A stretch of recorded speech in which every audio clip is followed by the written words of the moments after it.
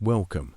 If you enjoy scary stories, stay with us, like this video and subscribe to the channel. It helps us keep releasing new tales. Take a deep breath, hold it. The story is already reaching for you through the screen. Let's begin. Story 1. I never had a reason to question my name, not until the day I found myself deep in the hospital archives. I was there researching a harmless little feature for the paper, something about the hospital's upcoming 100-year anniversary. The sort of fluff assignment small-town editors saved for junior reporters like me. The task sounded simple enough: sift through some old files, dig up a few uplifting stories about miraculous recoveries, maybe talk to long-time staff about the good old days. Nothing remotely capable of rattling my nerves. The archives lay in the hospital's basement, 3 floors beneath the noisy upper levels, filled with beeping monitors and squeaking sawless. Riding the elevator down felt like drifting into a different century. The crisp, sterile scent upstairs faded into something older: dust, old paper, and time settling over everything like a second skin. Mrs. Henderson, the hospital archivist, sat me at a metal desk under flickering green-tinted fluorescent lights. She kept bringing me box after box from the 1990s, each one packed with dull, predictable institutional clutter: board meeting notes, budget updates, employee newsletters filled with anniversary blurbs and retirement announcements. I spent hours taking notes about expansions, fundraising efforts, routine departmental changes, my coffee turning cold beside me.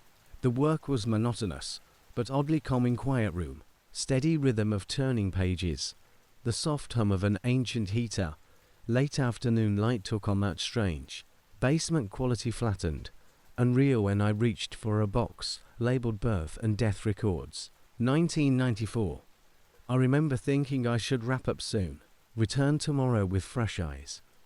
That was when I saw it, a death certificate, ordinary in every way except for the name and date that practically lunged at me. Jennifer Mitchell. Female infant, lived less than 24 hours, June 15th, 1909, for my name. My birthday. I stared at the document far longer than I should have. The buzzing fluorescent light overhead suddenly seemed aggressively loud. My hands trembled slightly, though I kept insisting there had to be a logical explanation. Jennifer Mitchell wasn't rare, but that precise date, that perfect mirror, sent cold prickles crawling across my skin. I might have sat frozen forever if Mrs. Henderson hadn't walked in to tell me the archives were closing. She stopped dead when she saw what I was holding. The color drained from her face. Her hand flew to her throat in a gesture that felt decades out of place. "Oh dear," she whispered. "Oh dear. Oh dear." She tried to snatch the paper away, her movements quick and bird-like, but I kept my grip, blurting questions I couldn't stop myself from asking, even though something deep inside begged me not to hear the answers. Her resistance faltered slowly, crumbling like a wall being eroded by running water. At last, she closed the archive room door. The click of the latch sounded unnaturally loud. "I shouldn't tell you this," she murmured, lowering herself into the chair beside me. Her voice dropped to a thin whisper, as though the files themselves might overhear. "But I remember that night. How could I forget? 2 babies named Jennifer Mitchell, born only hours apart. One survived, one didn't. It was all anyone here talked about for months. We were instructed to keep it quiet." A deeper chill settled into my bones. "The first Jennifer," she said, her face tightening. "The one who died, she belonged to a young couple, the Mitchells. A terrible tragedy. Something went wrong during delivery." She hesitated, swallowing. "A few hours later, another Jennifer Mitchell was born. You." I tried keeping my voice steady. "But what are the odds that 2 families chose the same name on the same day?" Mrs. Henderson wouldn't meet my eyes. She stared instead at the towering shelves behind me. "That's the strange part," she said at last. "The original paperwork shows your parents weren't going to name you Jennifer at all. They planned to call you Rebecca. But when they filled out the certificate," her voice drifted off, her hands fluttering helplessly. The lights flickered, and for a heartbeat the basement seemed much darker, than it should have been. What do you mean the original records? I asked, but Mrs. Henderson was already on her feet, smoothing her skirt with trembling hands. I've said too much. We're closed. Come back another time. She practically shooed me out of the archives, locking the door with shaky fingers. We waited for the elevator in strained silence, the air thick and expectant, like the seconds before lightning strikes. Just before the doors closed, she called out, "Be careful what you go digging for, Jennifer, or whatever your name may be." I should have stopped there, gone home, called my mother, laughed off the bizarre coincidence, and moved on. But driving through the dimming evening, something gnawed at me, a tug of memory, or the ghost of one. My mother correcting a visiting relative years ago, who'd called me Rebecca. Her name is Jennifer. She'd snapped far too sharply for a simple mistake. That night, I really dreamt for the first time. I was in a hospital corridor, following the thin cry of a baby. The hallway stretched endlessly, its walls the color of old bones. The crying surrounded me without coming from any one place. I ran, my footsteps silent on the linoleum, but the sound kept slipping away, louder, louder, until it swallowed everything. Then nothing. Silence so total it hurt. I woke gasping, tangled in sheets, the taste of antiseptic in my mouth. The next morning, I told myself I'd forget it. I had other stories to chase, but at lunch, my fingers drifted to social media searches, typing variations of Jennifer Mitchell St. Mary's Hospital 1999 for nothing, just hundreds of unrelated people. That evening, I called my mother. The phone rang 5 times before she answered, her voice bright in a way that felt unnatural. "Jennifer, sweetheart, what a lovely surprise." I twisted the phone cord around my finger, an old nervous habit. "Mom, I found something weird today at St. Mary's. There was a baby who died the same day I was born. Her name was Jennifer Mitchell too." The silence stretched 3 seconds, 4, 5 before she gave a brittle, too quick laugh. "What a strange coincidence. But Jennifer isn't exactly rare, Mom," I said slowly. "Why did you name me Jennifer?" "I thought the plan was to call me Rebecca." The silence changed, thickened. "We always planned to name you Jennifer, sweetheart, after your grandmother." "I don't have a grandmother named Jennifer." The line cut off. When I called back, it went straight to voicemail. My text got no answer. That night the dream returned. Same corridor, same cry. But this time I saw more, the way shadows jerked away whenever I tried to focus on them. A faint odor of something sweet and decaying beneath the sterile scent. Whispers behind closed doors. "Wrong baby. Switch them. No one will know." I jolted awake, drenched in sweat. The clock read 3:33 a.m. when I reached for the lamp. I caught a flicker of movement in the mirror, a tiny hand, bluish and perfect, curling out from the darkness. The next day at work, I barely functioned. At lunch, I drove to the county records office. The clerk was kind but useless. The 1994 records were still at the hospital. When I returned to St. Mary's, Mrs. Henderson was out sick. Her replacement, barely older than a college kid, blinked at me blankly when I mentioned the 2 infants. "The old records are being digitized," he said. "Not available right now." Then the small things began. Mail addressed to Sarah Mitchell, then Jennifer, then Rebecca. My regular barista who'd known me 4 years called out, "Rebecca." When my order was ready, when I corrected her, she frowned. "But that's what you told me your name was." The dreams worsened. Now I reached the nursery before waking. To bassinets side by side, one pink and squirming, the other blue and still. They began switching places, faster and faster, until they blurred into one. I began losing time, minutes, hours. I'd wake up in the hospital parking lot at 3 a.m., staring at the maternity ward. Or in the old cemetery, standing over a tiny unmarked grave with fresh flowers I didn't remember placing. My search history filled with things I didn't recall typing. Can 2 souls share one body? Infant death identity hospital baby switch 1994.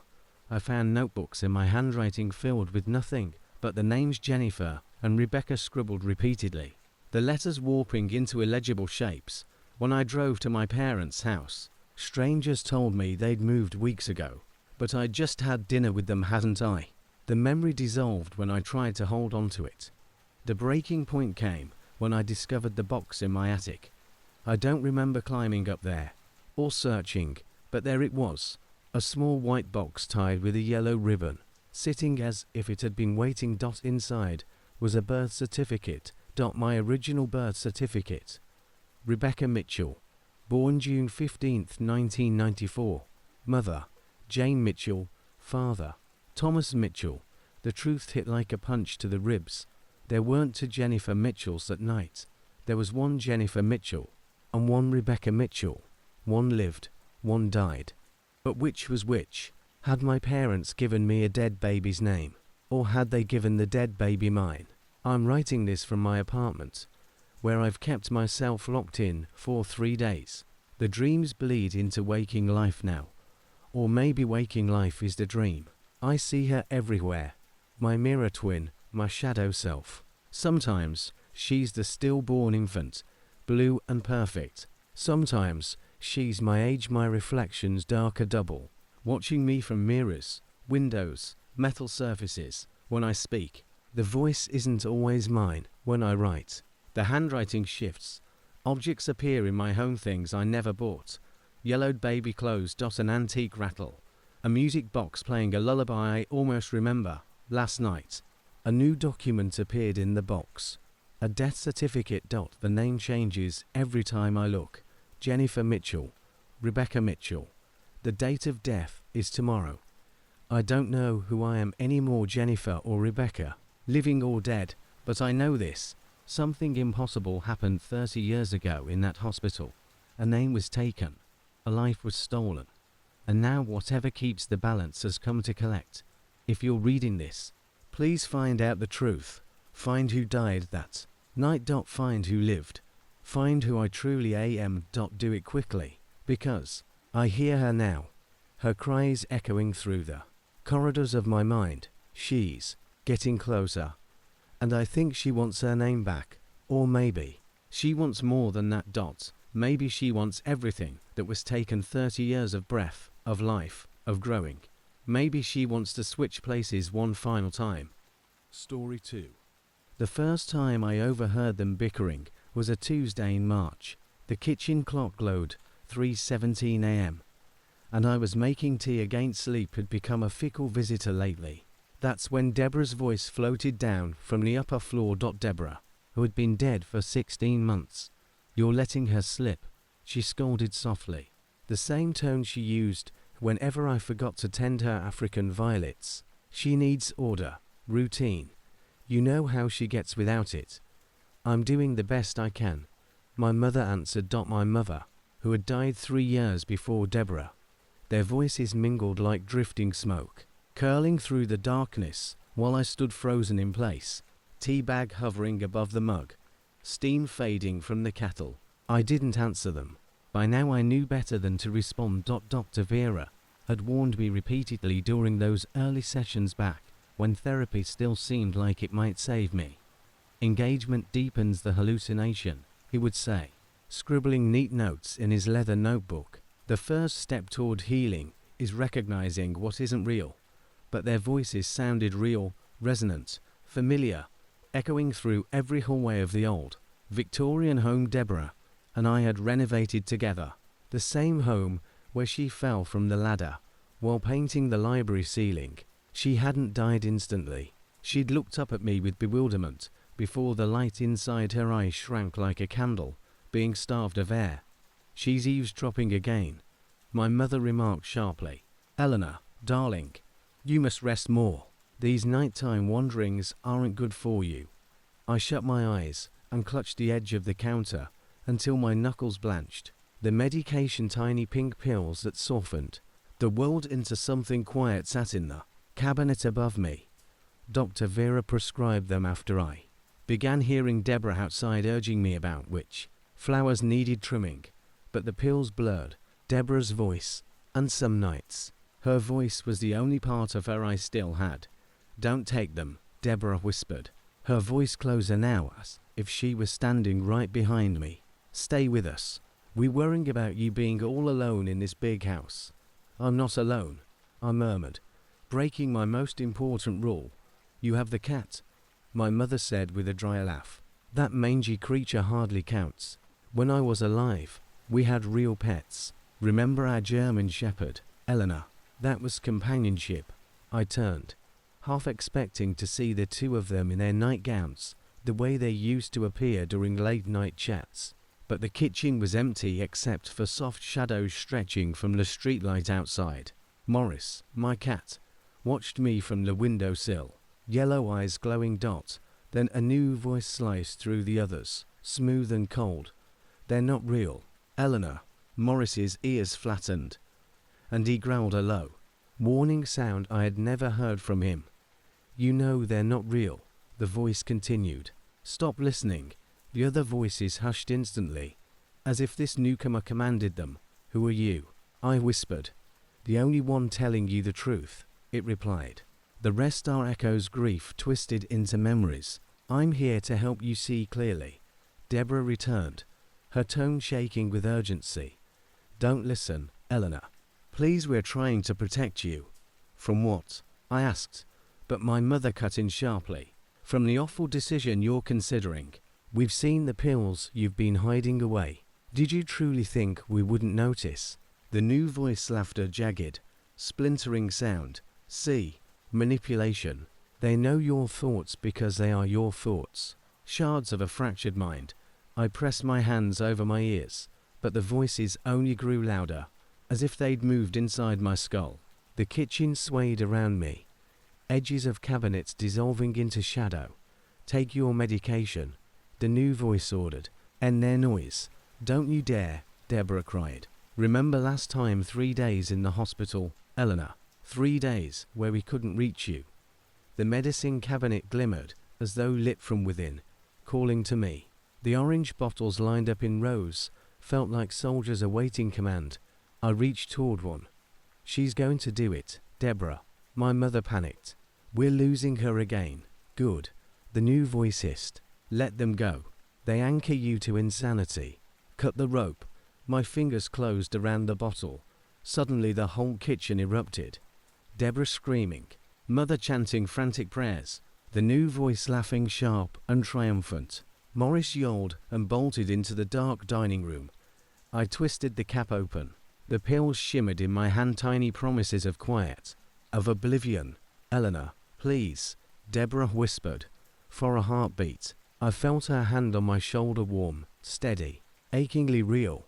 "We love you. They're illusions," the dark voice thundered. "I am the only real one." And then clarity, pure and sudden, cut through the noise. I tilted my hand and let the pills spill into the sink. They scattered like beads and vanished beneath the stream of water. A furious howl erupted from the new voice. "They may not be real," I said softly, "but neither are you. And you're the one I trust the least." Silence rushed into the room. Only the sink's running water filled the air. Deborah and my mother faded again. But I felt them lingering nearby, watchful. The dark voice never returned. I carried my tea to the library, where Deborah's unfinished ceilings still bore the strokes of her last day. Morris crept back, curling into my lap, purring as though he understood. "I miss you," I whispered to the empty room. And faintly, so faintly, I heard Deborah murmur, "I know." The voices never vanished entirely, but the sinister one stayed gone. Some nights the house yawns too wide and silence feels too heavy, and I still hear Deborah and my mother whispering. Upstairs, Dr. Vera would call it unhealthier surrender to delusion. But there are far worse things than hearing the voices of people you loved, far worse than losing them twice. I've learned to coexist with my ghosts, to accept the comfort in their gentle warnings and soft conversations. Madness is relative, after all, and sometimes the real madness is pretending the echoes of love should be silenced. These days, I brew tea at 3:17 a.m. on purpose. I set out 3 cups instead of 1. They're always empty by morning, of course. but I like to believe that somewhere in the thin space between memory and reality, Deborah and my mother are sipping with me, keeping me company through the sharp edges of the night. And if, on some nights, I hear them arguing about my well-being, or Deborah gently reminding me to water her violets blooming in the window well, there are far worse sounds in the darkness than the voices of love that refuse to fade. Story 3. The Flannan Isles, also known as the Seven Hunters, form a remote cluster of rocky islands lying over 40 miles off the coast of mainland Scotland. These desolate outcrops rise abruptly from the unforgiving waters of the North Atlantic, and reaching them is no easy feat. Access is limited to private vessels or infrequent guided tour, as the brutal weather, jagged cliffs, and unpredictable seas repel all but the most determined travellers. The largest of these distant islands is Eilean Mor, a place celebrated by naturalists as an important haven for seabirds such as the Atlantic puffin, the black-legged kittiwake, and the European shag. Yet beyond its ecological importance, Eilean Mor is infamous as the setting of one of the most puzzling and chilling unsolved mysteries of the early 20th century. Between 1895 and 1899, the Flannan Isles Lighthouse was erected on Eilean Mor, with the mission of safeguarding ships passing through the perilous North Atlantic corridors. Designed by David Allen Stevenson, the tower rose 75 feet high and stood as a remarkable accomplishment of engineering, especially considering the brutal winds and relentless waves that threatened its construction. The lighthouse was first illuminated on December 7, 1899, with 3 full-time keepers appointed to maintain it: James Duckett, Thomas Marshall, and William Ross. However, during the winter of that same year, Ross developed a serious illness and had to be replaced temporarily by a man, Donald MacArthur. The daily responsibilities of the keepers included maintaining the machinery, ensuring the light remained functional, recording the weather, and documenting any unusual incidents. Reliability and consistency were expected, and for over a year, the men lived up to that expectation. But on December 15, 1900, the logbook entries abruptly stopped. No explanation, no warning, just silence. 3 days after the final entry, on December 18th, a steamer travelling from Philadelphia to Scotland noticed that the lighthouse beacon had gone dark. Severe winter weather made immediate investigation impossible, delaying a response until December 26th, when a lighthouse relief vessel was finally able to reach the island. The crew, assuming some mechanical failure, climbed the steep and dangerous path toward the towering structure. What they discovered, instead, was a scene frozen in time and unnervingly deserted. The entry gate and main door were securely shut. Beds were left unmade. The lighthouse clock had wound down and stopped ticking. In the kitchen, a meal sat on the table untouched, as though someone had stepped away momentarily. One set of oilskins was missing, implying that at least one keeper had gone outside. But aside from that, there were no signs of conflict, no signs of distress, only a suffocating stillness and the lingering question of what had happened to the 3 men. The most commonly accepted explanation suggests that while tending to equipment at the notoriously dangerous West Landing, the keepers were struck by a massive rogue wave, powerful enough to sweep them all out to sea. Support for this theory includes bent metal railings, a displaced boulder, and scattered supplies, evidence hinting at a sudden and violent event. Although no significant storm was recorded elsewhere at the time, the region's weather is notoriously unpredictable. It is entirely possible that a localized freak wave or storm hit the island without affecting nearby areas. If so, the men may have been overwhelmed before they had a chance to react. Another theory proposes a violent confrontation, possibly fatal, between the keepers. Donald MacArthur was rumored to have a fiery temper and may have instigated a heated altercation.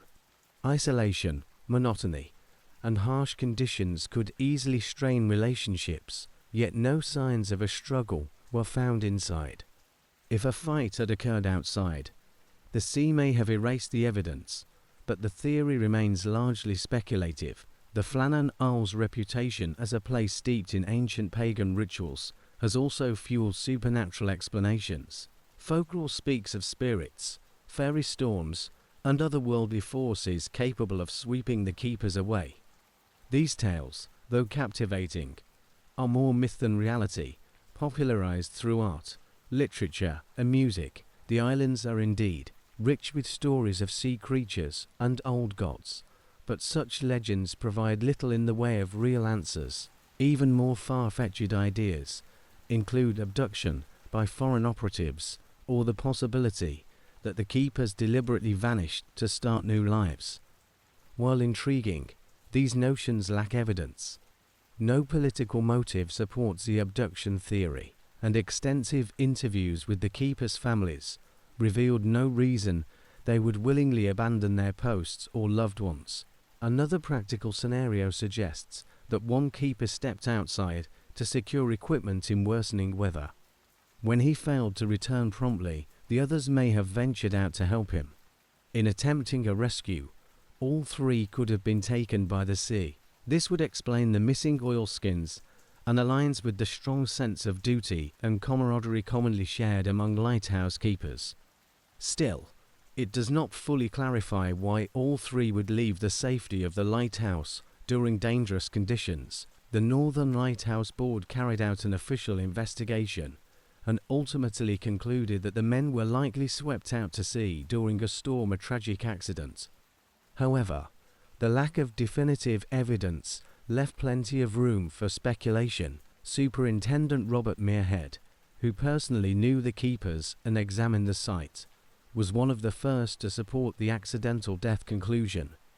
While many trusted his assessment, others accused him of orchestrating a cover-up, though no substantial proof of one has ever surfaced. In the aftermath of the tragedy, lighthouse safety procedures were thoroughly re-evaluated.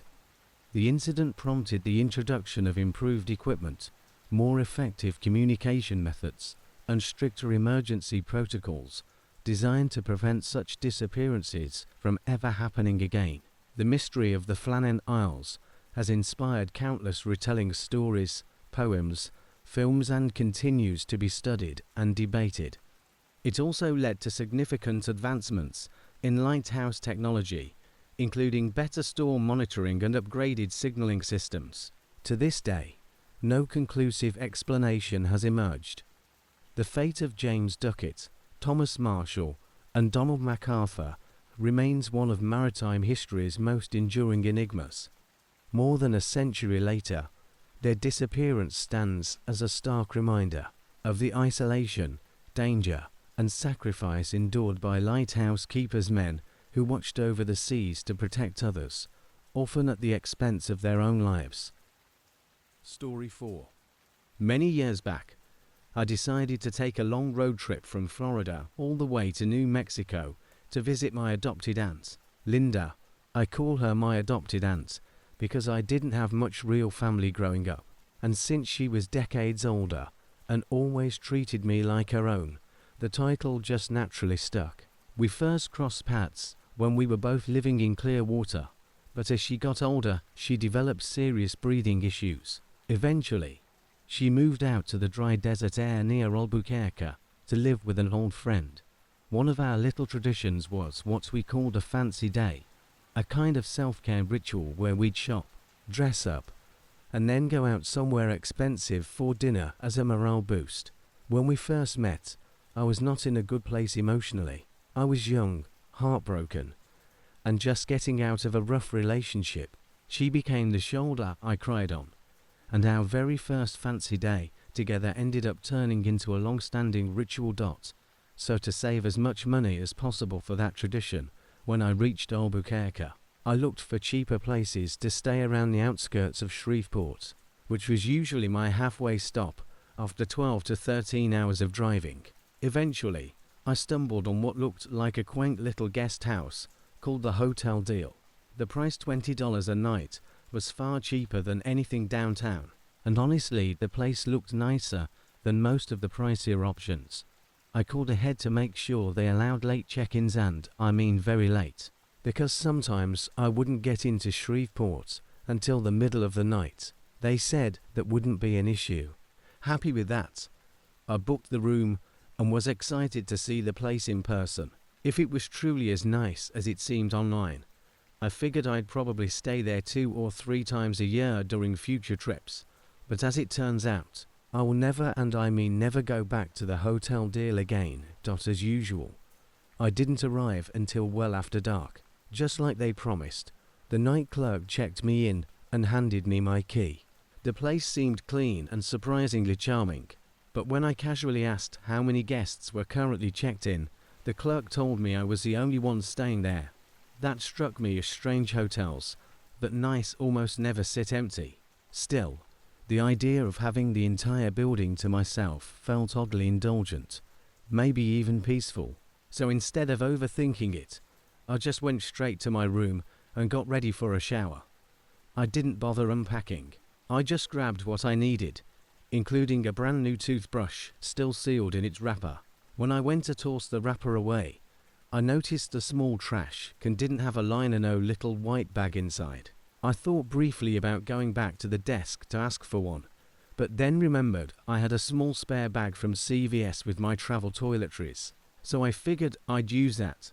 When I opened the trash can, I saw it was one of those designs where you slide the plastic liner shell out before putting in a new bag. As I pulled the black liner out, I noticed something scratched deeply into the plastic. Just one word: Traffico.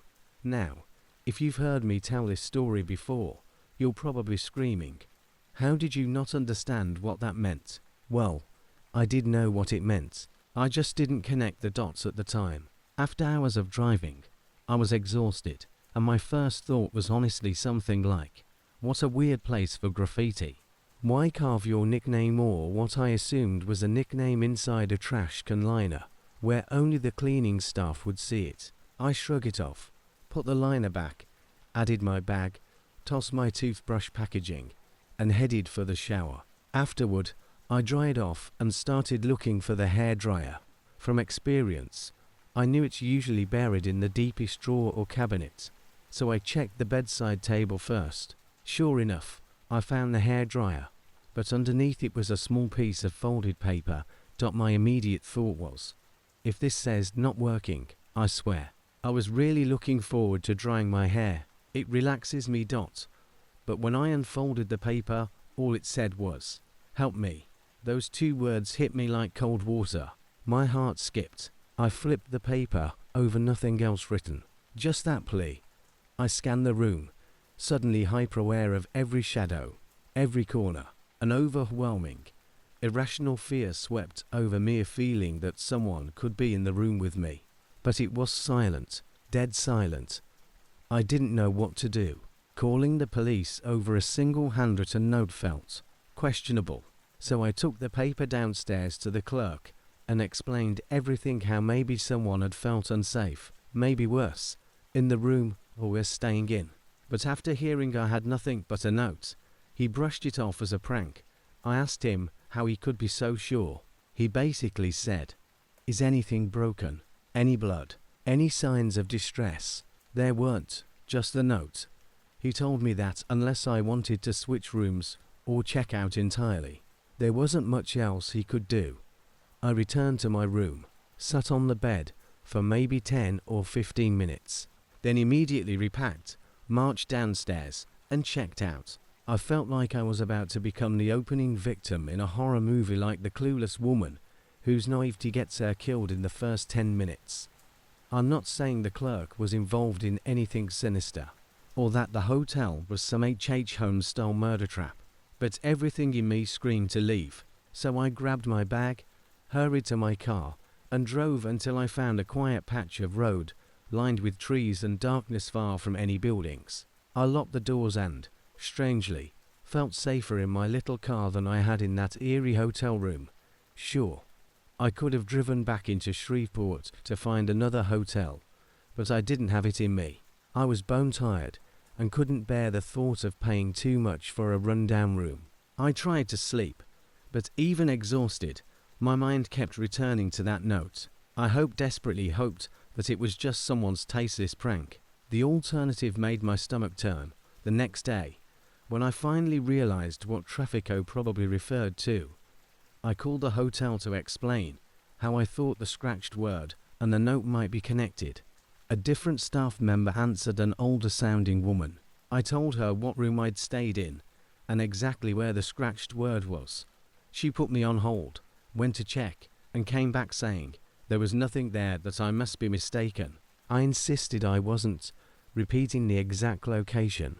She told me she had the very trash can on her desk, not even emptied yet, and she could see my toothbrush wrapper inside. She slid out the liner just like I described, yet she swore there was no writing anywhere on it.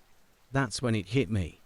Either she was lying, or the night clerk swapped the trash can out the moment I left. Either way, she wasn't going to tell me the truth, so I thanked her politely, hung up, and kept driving toward Albuquerque. When I finally reached Linda, I told her the whole story, every terrifying detail. She took away all the fear and doubt with just 5 simple words. You did the right thing, even if the note was a cruel joke.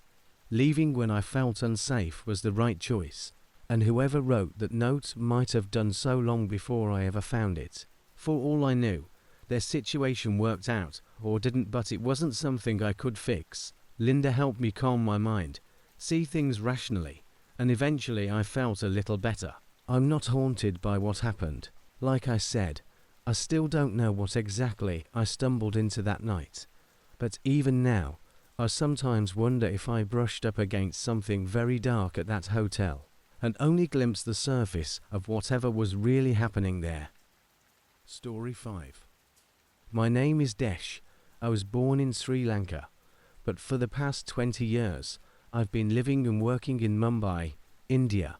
Around last Halloween, my daughter stumbled upon a YouTube channel filled with scary stories. At first, I didn't think it was appropriate for her, but surprisingly, since she started watching, her conversational English has improved dramatically. She's 14 now, and although our relationship is generally good, we've had our share of difficult moments. When she was around 12, she had a habit of slamming her bedroom door whenever she was upset, whether it was school, friends, or anything else. She didn't do it often, but every single time she did, I was furious, angrier than she had ever seen me.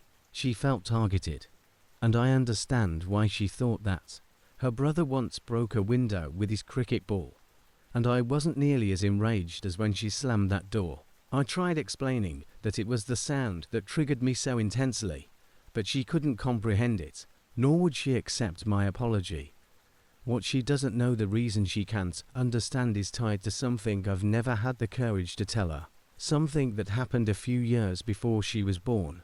Something that left me with years of severe, unrelenting PTSD. And because I still can't bring myself to say it aloud, I'm hoping you can tell this story for me instead.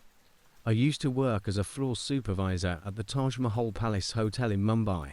I had joined the staff in early 2008, when I was just 24. Landing such a high-ranking job at that age made me extremely proud. It came with status, better pay, and serious responsibilities. My supervisors were demanding, the work stressful, but it allowed me to think realistically about starting a family one day. My salary and living arrangements made me quite an eligible bachelor. After almost a year working there, I thought I'd stay for a long time.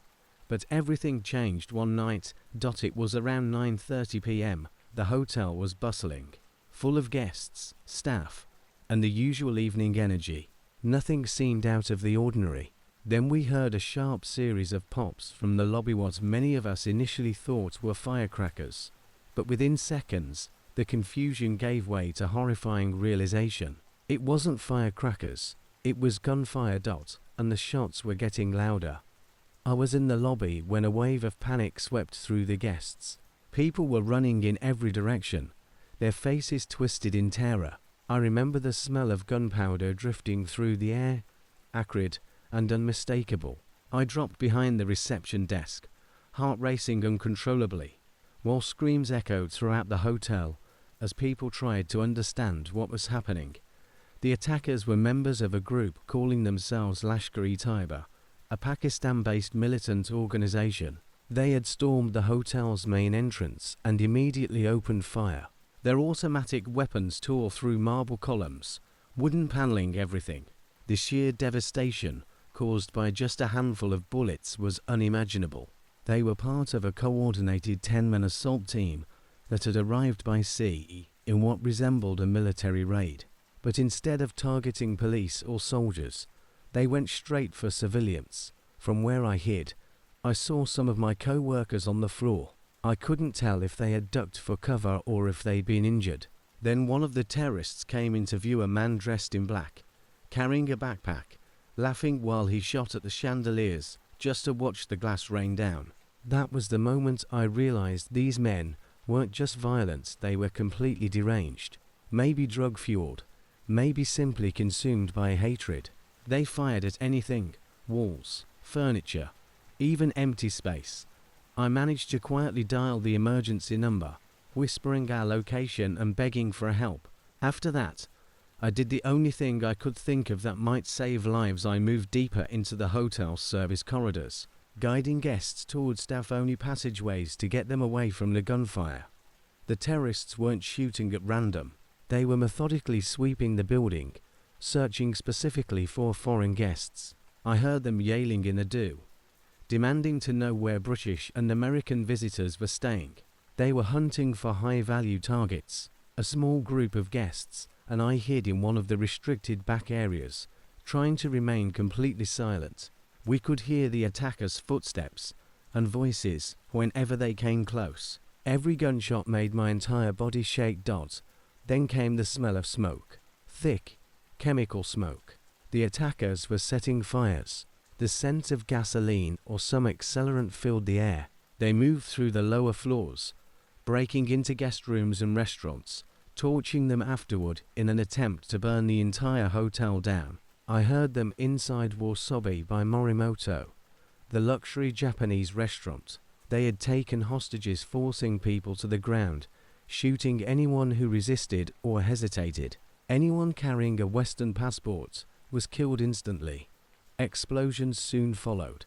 The terrorists had grenades and used them to force people out of hiding. One grenade went off near the kitchen, where some of my co-workers had barricaded themselves. I heard the blast, then screams, then nothing, silence.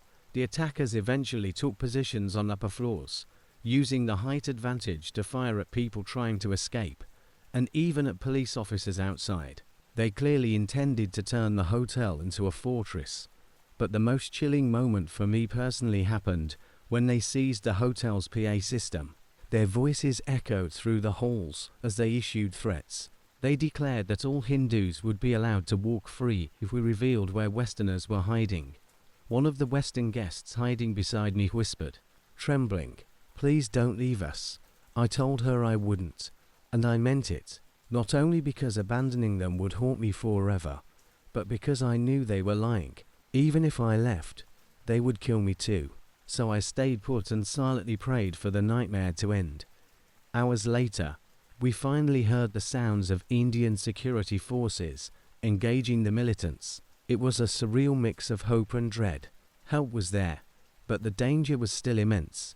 We kept low, waited, and prayed. Then finally the gunfire faded. Voices called out in Hindi and English, identifying themselves as police. They told us it was safe to come out. The relief I felt is impossible to describe. The once magnificent Taj was destroyed. Bullet holes everywhere, shards of glass, blood on the floors. Some of my colleagues were badly injured, others I never saw alive again. The next hours were a blur, helping confused, traumatized guests, assisting rescue personnel, trying to keep myself from collapsing emotionally. It was easier to focus on others than to face what I had just endured. But once I was alone, when it all sank in, it crushed me. In the days that followed, grief consumed me, and whenever I tried to sleep, I relived the nightmare in vivid detail. The hotel has been rebuilt since then, and the city has slowly healed. But for me, The memory of that night never faded. It has shaped who I am every single day. And maybe if my daughter ever hears this, she finally understand why I reacted the way I did whenever she slammed her door. It wasn't anger she saw in me, it was fear. Because that single sharp sound sent me straight back to the Taj, back to the night I truly believed I was going to die. Story 6. This happened in Tempe, Arizona, not far from Mill Avenue, the strip filled with bars and late night crowds. One weekend, my friends and I were out bar hopping, having the usual reckless fun, and I ended up getting seriously drunk. I have a terrible habit of wandering off when I drink. Like my brain forgets what stay with the group means. And that night, I managed to land myself in a ridiculously dangerous situation. After roaming around for close to an hour, it finally hit me that I had absolutely no idea where I was. To make matters worse, my phone had died. Eventually, in my brilliant intoxicated logic, I decided I'd just walk to my friend's house. I remembered it was somewhere north of the bar district, but what I didn't realize was that I was a good 7 or 8 miles away from it. I should also mention, I'm absolutely hopeless when it comes to directions. Put me in a city grid and I might as well be in a labyrinth. So there I was, stumbling along an empty road at around 2 a.m, feeling overly confident for no good reason, when a sedan suddenly swerved off the road and stopped right in front of me. Not gently, aggressively, almost blocking my path completely. Startled, I looked toward the driver's window and saw a big, intimidating-looking black guy staring straight at me. In moments like that, most people react with fear or defensiveness, or maybe with anger. Me, I was just drunk enough to have absolutely no sense of self-preservation. For context, I'm your stereotypical suburban white kid, skinny, unthreatening, and about as far from street smart as a person can get. Yet somehow, I waved at him and said, "Hey, man, what's up?" I'm pretty certain I was even smiling. I remember the expression he gave me, a mix of confusion and uncertainty, like I'd asked him what century we were in. After a short pause, he said something I couldn't make out. I responded with a very eloquent, "Huh." So he repeated himself, this time loud enough. "Where you heading?" I told him I was trying to get to my friend's place, but had no clue where I actually was. He hesitated for a moment, then said, "Get in," without thinking like. At all, I walked around to the passenger door and climbed inside. Stupid, right? At the time, though, it felt perfectly reasonable. Once in the car, I got a clearer look at him. He was covered in tattoos and wearing typical street clothes. His arm was heavily bandaged, and there was a pistol tucked openly into his waistband. And somehow, none of that alarmed me in the moment. He asked for directions to my friend's house, and I gave him what I could remember. Now, when I'm drunk, I tend to talk a lot, so naturally I launched straight into conversation. I don't recall every detail, but eventually he told me he had just been released from the hospital and had been treated for a gunshot wound in his arm. His girlfriend had dumped him over it apparently. She was tired of him being in a gang and constantly getting into shootouts. He said he was furious about the breakup and about the injury, and that he'd been driving around looking for someone to rob when he found me. He also mentioned he'd done time for robbery before. That was the moment my drunken brain finally started stringing reality together. I had about $200 in my wallet. I was sitting next to an armed gang member who had literally been contemplating robbing the first person he saw. But instead of panicking, I just slurred something like, "Man, that sucks." He went on to say he wanted to be a rapper and was trying to get his music career going. So I told him he should give it a shot because apparently drunk me gives career advice to armed criminals. About 10 or 15 minutes later, we pulled up outside my friend's house. This is the point where any sane human would have thanked him, gotten out, and ended the interaction. But no, because I felt like I owed him one for the ride. I asked if he wanted to come inside and hang out, and he said yes. By this time, my friends had already gotten home and were wondering what had happened to me. They were definitely surprised when I walked in with a total stranger, especially one who I now knew had considered robbing me at gunpoint minutes earlier. What he did next freaked everyone out even more. My buddy lives with a few roommates, and his room is at the end of the hallway. That's where everyone was, listening to music. He also has a massive safe in his closet, very visible from the doorway. I didn't realize until then that the guy had brought his gun inside with him. As soon as he stepped into the room and everyone greeted him, he reached into his waistband, pulled out the gun, and set it directly on top of the safe, right in front of everyone. It was an odd move, but honestly a lot better than the alternative. I think it was his way of showing respect, letting everyone know he wasn't planning to cause trouble. Fortunately, my friends are extremely chill. They kept their cool and were just getting ready to roll one up. A few minutes later, we all wandered back to hang out, leaving the gun on the safe. The guy stayed for a bit, talked with us, and actually clicked with a couple of my friends who were also into music. Eventually, he picked up his gun, said his goodbyes, and left without any issue. Looking back now, I realize that situation could have gone so much worse, especially since my friend had a stash of cash in that safe and could easily have been robbed at gunpoint. And yet, I like to believe that even though he was a criminal and a gang member, at the end of the day, he was still just a person dealing with pain, anger, and heartbreak. And maybe, just maybe, a little kindness kept that night from becoming something awful. Story 7. My name's Darren.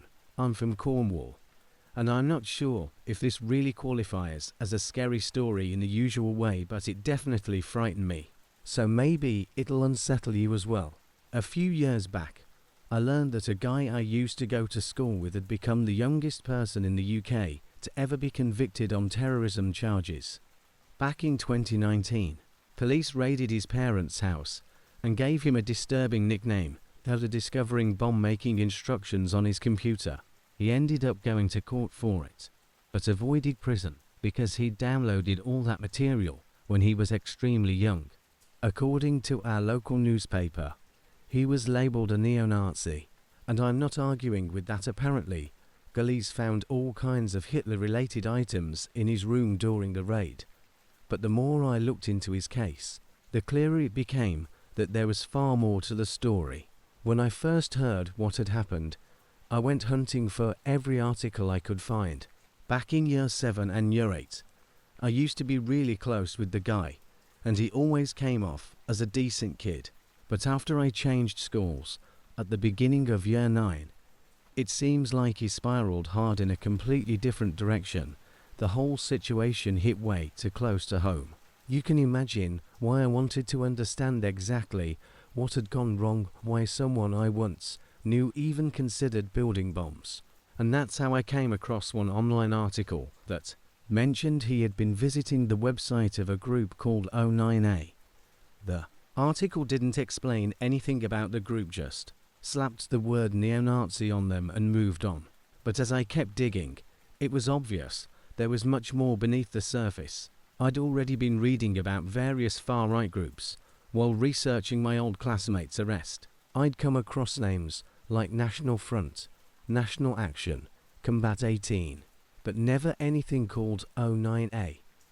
Curiosity got the better of me, so I decided to find out exactly what my former friend had become involved with, and from the moment I typed the name into Google, my jaw basically hit the floor and stayed there. O9A stands for the Order of 9 Angles, and that's angles, not angels. To put it bluntly, they are Nazi Satanists. Their aim is to rip down society, which they claim is secretly controlled by Jews, and rebuild it with a pagan, survival of the strongest worldview. One of their major doctrines involves human sacrifice, which they believe accelerates the collapse of civilization. And they're not just about shocking rhetoric. They've actually carried out horrific acts. In the summer of 1997, two Swedish members of O9A committed the Keeler Park murder and attempted ritual killing of an Algerian man. Then in 2019, an American soldier was exposed as a member of the order and was plotting to kidnap and murder fellow soldiers in Satan's name. If you're thinking, there's no way, there are satanic terrorists in the US Army, trust me, look it up yourself. The man's name is Ethan Melzer, and there's a whole New York Times article about his case. It's real, not some ridiculous internet horror story. And the very next year, yet another soldier was revealed to be connected to 09A, specifically to a subgroup whose name I probably shouldn't say aloud, so I'll spell it. The Rape Orphan. Their vile goal was to assault white women, so they'd become pregnant and produce more white children. By this point, I was reading with my mouth hanging open. The whole thing sounded like the worst, most unbelievable fan fiction, and by someone desperate for shock value, but every detail checked out. Another story that I thought had to be fake involved a member named Luke Austin Lane. He and 2 others were arrested for plotting to murder an Antifa-aligned couple, and while I'm not exactly an Antifa supporter myself, these men planned to slaughter the couple's children in front of them before killing the parents, their kids, innocent kids. I couldn't wrap my head around that level of depravity, and the depravity only continued. To prepare for the murders, Lane and his friends supposedly killed a sheep, drank its blood, and took psychedelics like LSD or mushrooms to initiate some kind of spiritual experience. I also found an account about a man in Canada who killed a Muslim victim, stabbed a Sikh man, and once arrested was discovered to be part of 09A. And there are many more cases of satanic violence linked to them, mostly in Scandinavia and Eastern Europe. But honestly, that's not even the darkest part. When you examine everything members of the order have been involved in, a sickening pattern appears. Except for 2018, every single year for the last 7 years, a member of the Order of 9 Angles has been arrested for child abuse, either for possessing horrific material or committing acts themselves. Most of these cases happened in the UK, but by 2021, the same pattern had spread to Sweden and the United States. And as twisted as this sounds, I don't think these individuals are simply creeps. Hear me out.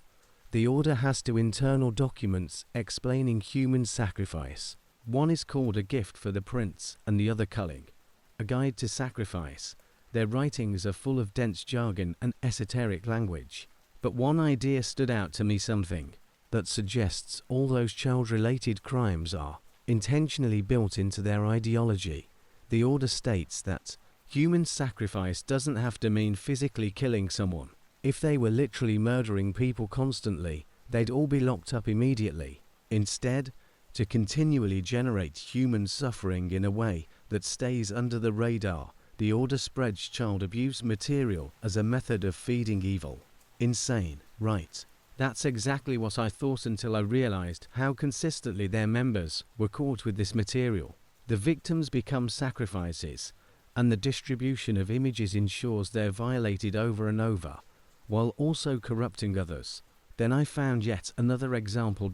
In April 2020, Russian police raided several homes belonging to suspected extremists. Authorities originally believed they were just neo-Nazis, but during the search they discovered the men are actually part of a Russian branch of 09A, Legion A Satan. One member had previously burned down an old church, a case that had gone unsolved until police found photos of him committing the arson. But the most disturbing discovery was that they had been grooming kids in their town, trying to push them into underage prostitution. For the order, it wasn't even about profit. It was about suffering, inflicting the most corrupting form of pain on the innocent, because they believe that kind of suffering strengthens Satan. It has to be suffering that scars a person, that ruins them, trauma that doesn't build character, pain that destroys. Everything I learned about the Order of 9 Angles was among the most horrifying material I'd ever come across. When I finished researching, I felt torn about the fact that my old schoolmate had avoided jail. He was only 14 when he discovered the group, and 16 when he was arrested. On one hand, it sounds like something an impressionable, stupid teenager might mess around with. But on the other hand, This group is not a joke, and he had their human sacrifice documents saved on his hard drive. That's terrifying.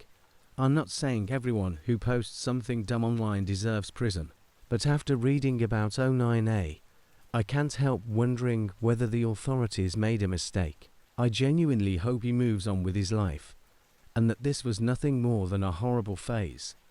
I know he's seriously restricted now, can't visit certain sites or talk to certain people.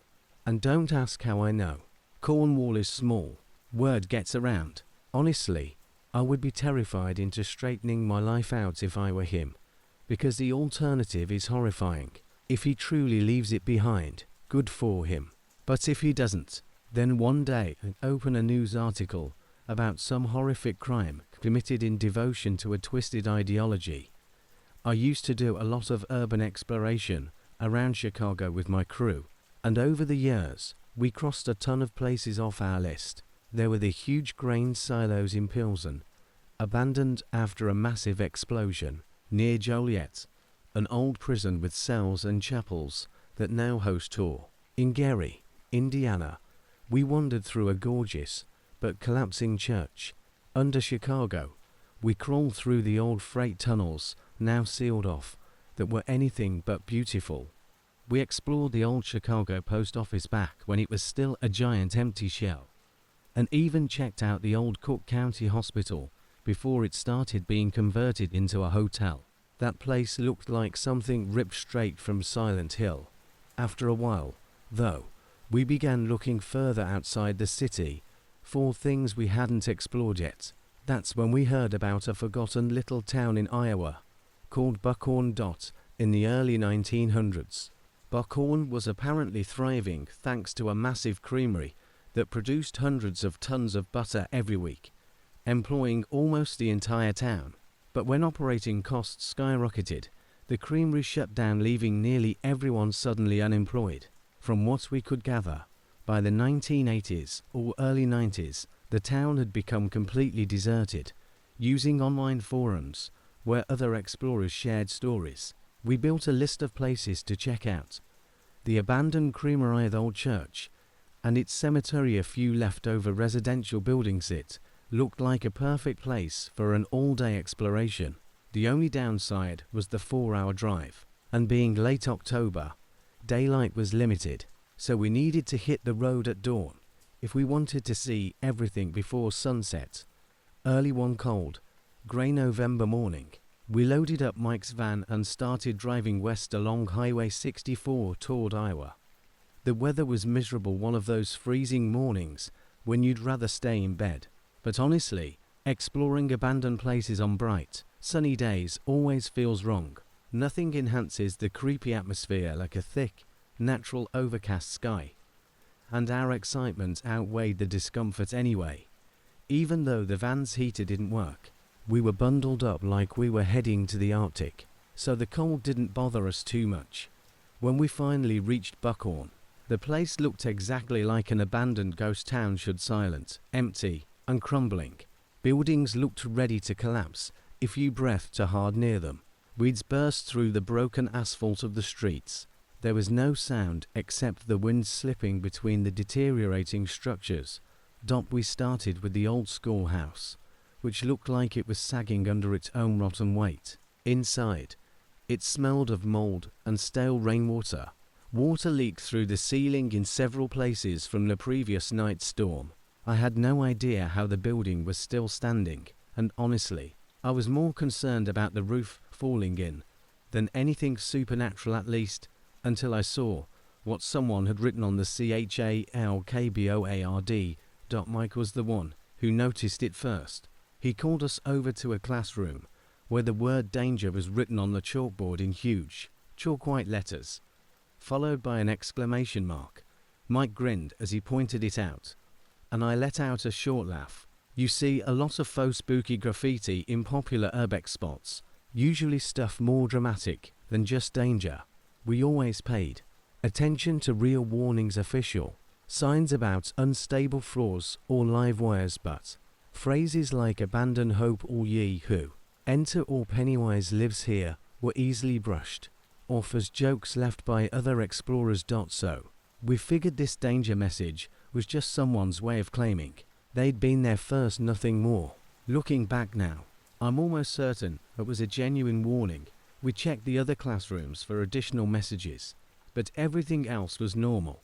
The desks were coated in a thick blanket of dust. Mike wiped some away with his gloved hand to see how deep it went, then started joking around, chasing US and threatening to smear the grime onto our jackets. That's when I first noticed something was wrong with our friend, Tommy. Usually he was the most energetic one among us, camera always out, curiosity dialed to max, but that day he looked exhausted, distracted, almost dazed. When Mike pointed his dust-covered finger at him, Tommy barely reacted. When he finally did notice, he didn't laugh, he snapped at Mike. Not viciously, but enough to kill the joke. We moved from the schoolhouse to the general store. The shelves were still lined with canned goods from brands we'd never seen before. Some labels faded to the point of being unreadable. Tommy stayed weirdly silent, which wasn't like him at all. By the time we reached the old town hall, his behavior had shifted from odd to genuinely alarming. He muttered under his breath, eyes flicking around like he was seeing things none of us noticed. Then, without warning, he raised a hand to his face and clamped his fingers over his nose. Thick, dark blood started pouring through his gloves, far more than a regular nosebleed, and the look in his eyes was pure fear. We moved to help him, but he backed away, arm outstretched, silently telling us not to touch him. One of us even asked if he wanted to stop exploring and head back early, but that only agitated him. He insisted we didn't drive all that way just to leave because of a nosebleed. At the time, it sounded selfless. He didn't want to ruin the trip. Mike grabbed the first aid kit from his backpack so Tommy could stop the bleeding, and while they dealt with that, I decided to wander over to the old sheriff's office. It was exactly what you'd expect. Reception desk, back office, a hallway probably leading to holding cells. Nothing strange until I stepped fully inside. On the wall of the reception area, written in massive black spray-painted letters, were the words, "If you bleed, leave Buckhorn and never return." A full-body shiver ran through me. I bolted back to the others and told them we needed to leave immediately. Tommy argued again, refusing outright. I tried explaining what I'd just seen, and the others began listening, at least until Tommy snapped. He exploded, screaming that he'd already said we weren't leaving. He stormed toward me like he meant to hit me, and the others had to hold him back. We tried calming him down, and while he eventually stopped fighting, I'm pretty sure that's when some kind of overwhelming exhaustion hit him. We ended up dragging him back to the van, because we were convinced he was having some kind of medical issue. We suggested taking him to a hospital, but he kept insisting he just wanted to go home. The drive back was silent and tense. His nosebleed slowed, but he went pale and started breathing shallowly. He passed out before we even reached the highway. His body went completely limp. We were terrified. When we finally got him home, he woke up like someone coming out of a coma, confused, disoriented, barely aware of where he was. We called his mother and sister, told them what happened, and left him to rest. But we were shaken to the core. The message on the sheriff's wall, the uncontrollable bleeding, the panic in Tommy's eyes, all of it replayed in my head that night as I lay awake, unable to shake the feeling that something was deeply, horribly wrong with Buckhorn. Why did he react that way? Why only him? Was there something in that town, something poisonous in the air, the soil, the buildings? And if so, why hadn't we noticed any signs before? I remembered reading about Buckhorn's abandonment, but not a single post mentioned why the creamery shut down. People assumed economic collapse, but there were no reports of contamination, no mysterious illnesses, no unusual incidents officially recorded. The next day, I dove into research, desperate for answers, but found nothing. No toxic waste reports, no chemical leaks, no strange government cover dash-ups. Yet Tommy's symptoms, the bleeding, the delirium, the anger, the fear were real. We all saw it. and it scared the hell out of us. He was the only one who bled, the only one who lost control, the only one who reacted to whatever was in that town.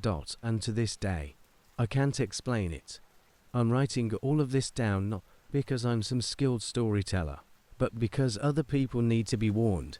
If you ever hear the name Buckhorn, if someone suggests checking it out, don't go. Stay away from that place. Whatever lingers, there isn't just a remnant of the past. It can reach you, get inside you, make you bleed, and lose yourself. My friend eventually recovered, but honestly, you might not be so lucky.